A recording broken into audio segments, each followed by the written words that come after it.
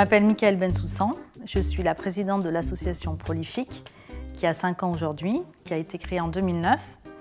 Je suis journaliste, je travaille au magazine Ça m'intéresse, mais je suis scientifique de formation et j'ai connu Clara Namias il y a 20 ans alors que je préparais ma thèse dans son laboratoire du CNRS. Prolifique est née un dimanche d'automne.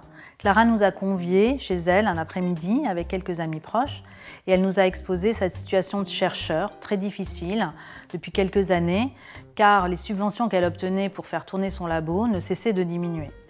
Donc on s'est tout dit qu'il fallait faire quelque chose. Nous avons fondé ainsi l'association Prolifique ce jour-là, sans savoir vraiment où nous allions, mais motivés pour faire changer les choses.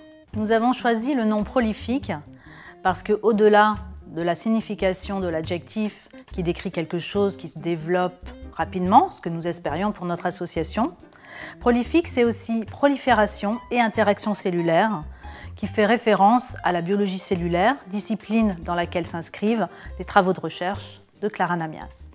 La première mission de Prolifique, c'est de récolter de l'argent pour financer des travaux de recherche en biologie cellulaire, et en particulier le projet ATIP3.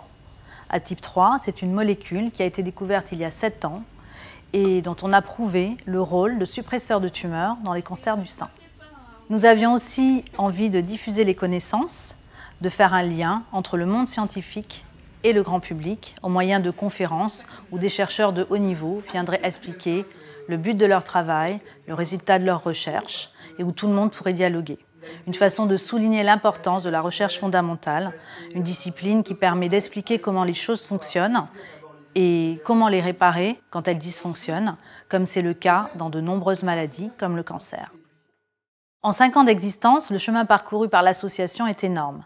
Chaque année, et ce dès le début, nous avons organisé des conférences avec succès, en moyenne 4 par an. Parallèlement, Clara n'a cessé de présenter ses travaux de recherche dans diverses manifestations, comme des congrès, des forums, des conférences. Et régulièrement, nous avons rassemblé nos adhérents et nos sympathisants autour de manifestations comme des films, des concerts, des expositions. Et depuis 2012, nous sommes partenaires de la course Odyssea contre le cancer du sein, ce qui a donné un formidable coup de pouce à l'association. 2 années de suite, les ambassadeurs Odyssea se sont mobilisés pour une collecte en ligne afin de financer le projet ATIP3.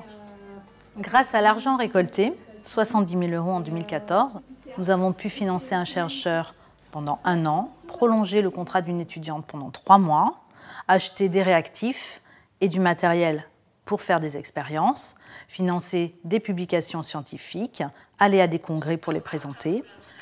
Et grâce à cet argent, nous avons aussi pu financer de jeunes chercheurs dans d'autres laboratoires. Ces 5 ans ont été pour nous une aventure très riche. Nous avons eu le sentiment de contribuer à l'avancée et à la diffusion des connaissances. Aujourd'hui, plus que jamais, nous souhaitons encore fédérer plus de gens autour de ce projet d'envergure.